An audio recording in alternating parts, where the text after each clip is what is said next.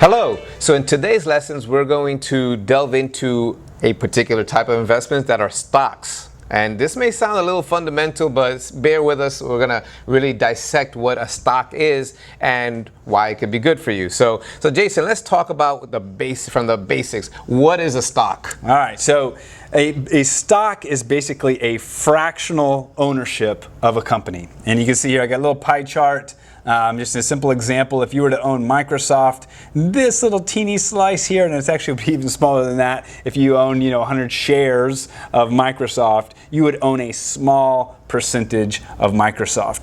And as Microsoft grows, and we're going to talk a little bit about this in a second, but as like their revenues get bigger and they start earning more money and they have more success, that pie gets bigger. Mm-hmm. And so your same 100 shares becomes a bigger piece. The bigger piece meaning the price, the value of it. The value of it becomes a greater value, exactly. Right. Yep. Okay. So there's really two main components how your stock can grow. It can grow through capital appreciation, which is what I just explained, and then you can also have a dividend. So a dividend is a sum of money that usually companies pay out as some of their profits or some of their surplus, and it's typically on a quarterly basis.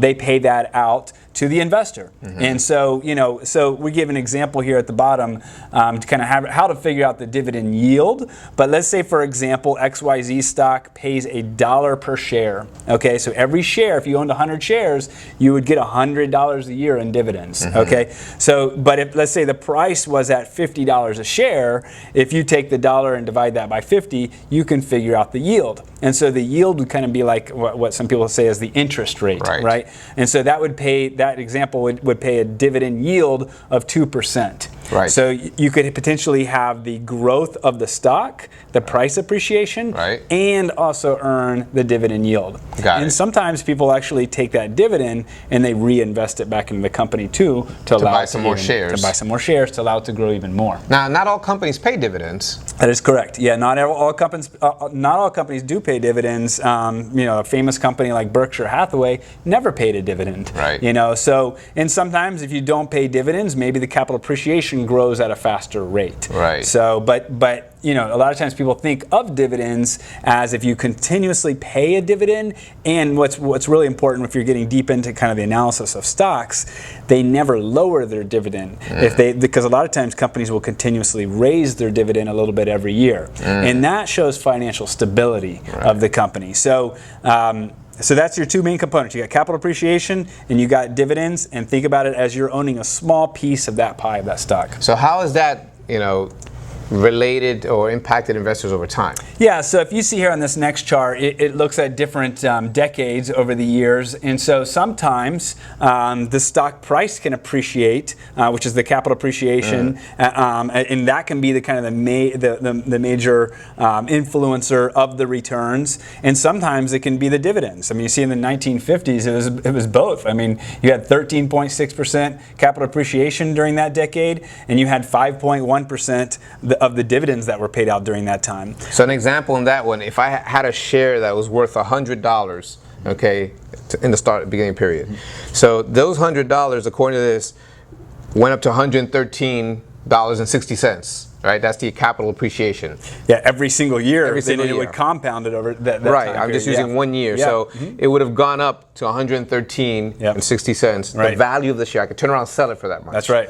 At the same time, if I didn't sell it, now I have a higher price share, okay? But I also received $5.10 pocket money in the dividend, which I could then go buy more shares. That's right.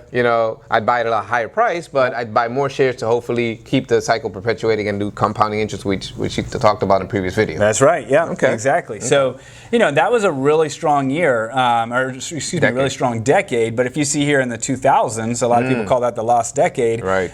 You had a negative 2.7% in capital appreciation, so the prices went down over that decade. However, your dividends. S&P 500 stocks. The S&P 500 stocks, right? Which is the 500 largest U.S. companies, just to clarify. That's what the S&P 500 is. But your dividends paid 1.8%. So if you add your dividends minus your capital appreciation, you still had a loss, but not as bad as just the prices going down. The dividends helped you out during that time.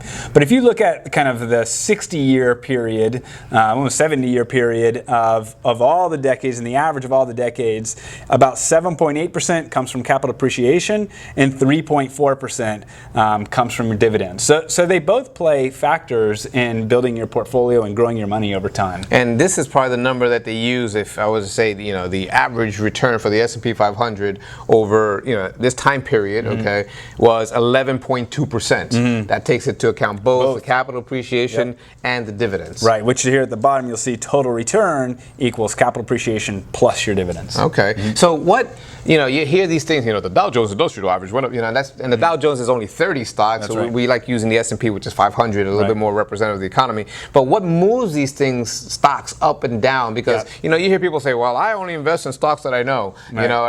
Well, okay, do you really know them? Well, talk to us about some of those dynamics. So this is really high level and really simple, but it's really the main drivers of stocks. Okay, so first of all, profits are one of the biggest drivers of stocks. And profits are simply the revenues a company receives in terms of whatever they sell, product or service, the revenue that they receive, minus all the expenses they pay out, like labor costs or electricity, utilities, all that.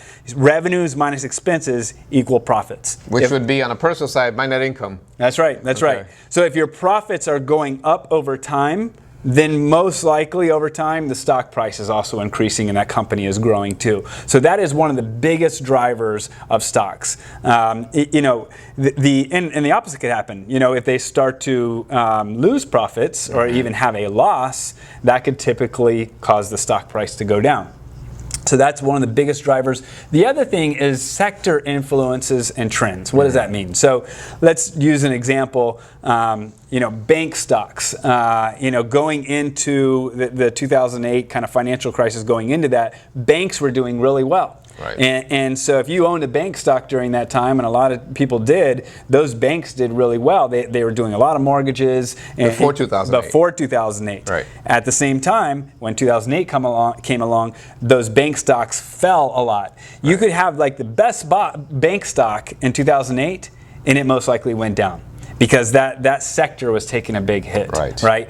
Now it's very similar in the late 90s. Technology stocks went up a lot. So you can own almost any technology stock and they would have gone up. But from 2000, 2002, when the tech bubble popped, pretty much all technology stocks fell. So sector influences are a big driver. And then the overall stock market. If you have a really strong bull market, and a bull market's when stock markets go up for an extended period of time. If you're in a really strong bull market, for the most part, most stocks go up during that time. Right. But if you go through a really bad time, like a financial crisis or a pandemic, a lot of times a lot of stocks will go down. Right. So that's a driver as well. And a bigger kind of overarching influence or two is the economy. Economy, if you're in a stronger economy and the economy is doing really well, that can tend to help stocks. And if the economy is doing very poorly, that can tend to hurt the economy, that's a big word. So what are interest rates doing? How's the dollar doing? The currency, all those depending on the type of stock. So you have that saying, the trend is your friend until gains start to end. So it's either on your side or it's not against your side. That's right. The trend is bigger than any individual investor or any corporate investor for that matter. Yep. Is that a fair statement? It is. Okay, so those are the things that influence stocks, but there's different types of stock, which is what I was just talking about now, depending on what sectors, et cetera, as you started talking about sectors. So talk to us about that. Yeah, so you have different types of stocks, and really you kind of have 4 different classifications here. You have the size, or what they call market capitalization. In fact, that's even shortened even further. A lot of times they call it market cap. That would be the size of the company. You have the geographic region, where it's located in the world. You have the sector, and then you have kind of stylistically if it's a value stock or a growth stock, and we're going to get into each one of these. So basically, the size of the company, the market cap, kind of broken up into 3 main areas. You have large caps, which have capitalization, which means the size of the company is 10 billion or over. And then you have mid caps, which are about 10 billion to 2 billion in that range. And then smaller companies, small caps, are less than 2 billion.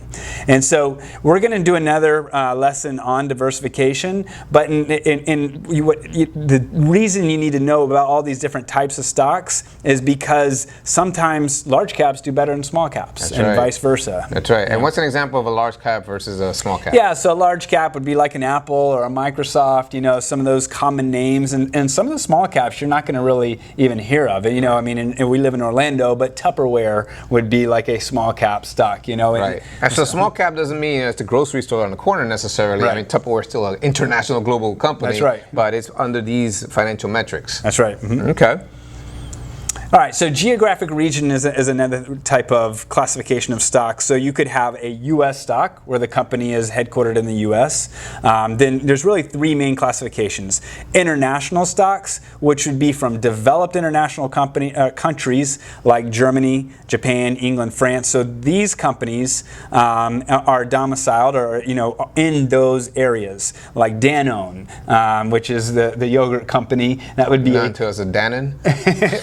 Depending on where you're from. So that's a French company, for example, or Bayer, that's from Germany. So you have, stocks that are from those countries, right, which a lot of those still do business around the world, right, but they're domiciled in those countries. And then you have emerging markets. So emerging markets would be like Brazil, Russia, India, China. A lot of those countries in the past weren't as stable, but we're growing at a very fast rate. Right. So it offered a lot of potential appreciation, but also a lot of risk. Right. So, all right, and then the last piece is sector. Well, the second to last one is sector here. And so sectors are, like energy, materials, industrial, healthcare, all the ones listed here. So you can have stocks in those different sectors. And even sectors can do different perform differently in different economies. That's absolutely right. Yeah, I mean, like the example I gave, where in 2000, the very end of the 90s, where technology stocks went up really fast, and then in 2000 to 2002, when technology stocks went down, you had other sectors that were going up. That's right. And we'll talk more about that in diversification. That's right. So then the last piece here is the valuation and the growth metric. So you have value stocks and you have growth stocks. Okay, value stock. When we talk about valuations, what we're doing is we're measuring how much the company is worth and what the price of the company is compared to what it's trading at. What the stock price is. What the stock price is, exactly. So, and a lot of times you're comparing the stock price compared to its earnings or its cash flow or its revenues or its book value to see if you can find a good deal. Right. That would kind of be like the Warren Buffett way of trying to find stocks. He's trying to find good deals that are trading at a really good price. Doesn't mean the company can't grow, but they're trying to find it at a good price, on sale, exactly. Right. Whereas a growth stock, that would be kind of like, at least as of this recording, like a Tesla or an Amazon or some of these stocks that are trading at a much higher valuation, but they're growing their revenues. Sometimes they don't even have earnings, but they have a concept that is growing really fast, and that's what a growth stock is. It's almost like the value is a rear view mirror approach, what's it valued relative to what it does, and growth is almost a forward looking, hey, we see a lot of potential in the future, so we want to keep growing and investing in this type of deal. Yep. So it's interesting because as you hear all these different definitions of stocks and categorizations, we don't want to get so textbook on you that it bores you, because this could be a little bit boring, but it's important that you have a basic grasp, especially before the lesson that we're going to do, which is coming up soon, which is diversification, because this lets you really understand the dynamics of investing, especially in stocks, that not everything you hear on the TV may apply to you depending on what your portfolio looks like. Yep. So thank you for listening, and we hope to see you soon.